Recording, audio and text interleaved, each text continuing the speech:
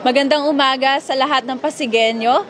Ayan, magandang umaga sa lahat ng Pasigueño and of course sa mga nakasubaybay sa iNews Pasig. Ako si Irish Tagle, ang SK Chairperson Aspirant mula sa Barangay Santo Tomas. At of course kasama rin namin dito ang Team Mojica. Ngayong araw po na ito ay kami naghihintay ng aming turn para makapag-file kami ng aming COC. At habang naghihintay, nais ko pong ipakilala sa inyo ang mga kasama kong aspiring SK Kagawad sa ilalim ng Team Irish at Team Mojica.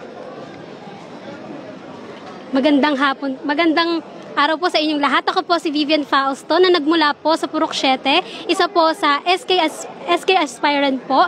Kung ako po ay magbibigyan ng maluklok, isa po sa aking bibigyan ng importansya ay magkaroon ng zero out of school youth. Magandang umaga po sa inyong lahat. Ako po si Gia Castro, isa po sa aspiranteng SK Kagawad na nagmula po sa Barangay Santo Tomas. Hi, I'm Charlie Miguel, SK Kagawad aspirants from Barangay Santo Tomas.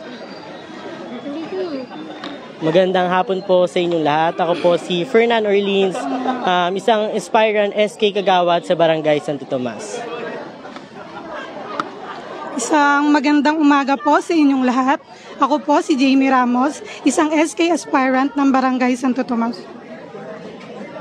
Magandang umaga po sa inyong lahat. Ako po si Janie Loro, isang aspiranteng SK Kagawad ng Barangay Santo Tomas.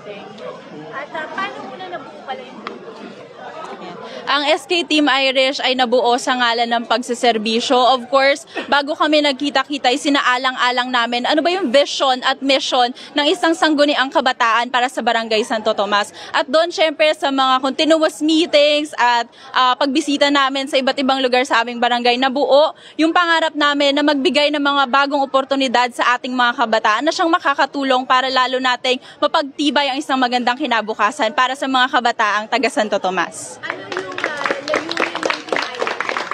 Ang layunin ng Team Irish ay simple lang naman. Meron nga po kaming tinatawag na 3-point agenda which encompasses yung aming pangarap. Nandyan yung pangarap namin para sa edukasyon na magkaroon ng zero out of school youth sa barangay natin. Pangalawa, ang magkaroon ng mabisang livelihood at entrepreneurship program sa ating barangay. At syempre, hindi mawawala dyan yung ating comprehensive developmental sports program. Meron ka bang mensahe para doon sa mga makakatapat ninyo sa SK? Ayan. Kung meron man pong akong mensahe sa mga katunggali namin sa nalalapit na barangay and SK elections, ito lang naman po tayong mga kabataan, simple lang po tayong nangangarap na maglingkod. Isa lang naman po yung hangarin natin ang makapagserbisyo. So sana tayo pong mga kabataan, simulan natin na mag-focus doon sa bigger goal. Lagi nga pong sinasabi na may mas malaking laban kaysa yung tunggalian natin sa isa't isa. Kaya naman sana pagbutihan natin, alam naman po natin sa mga sarili natin na tayo ay isang kabataan, isa lang din po ang hangarin natin. Yun ay ang maiangat ang antas ng pagseserbisyo sa sangguniang kabataan sa ating mga barangay.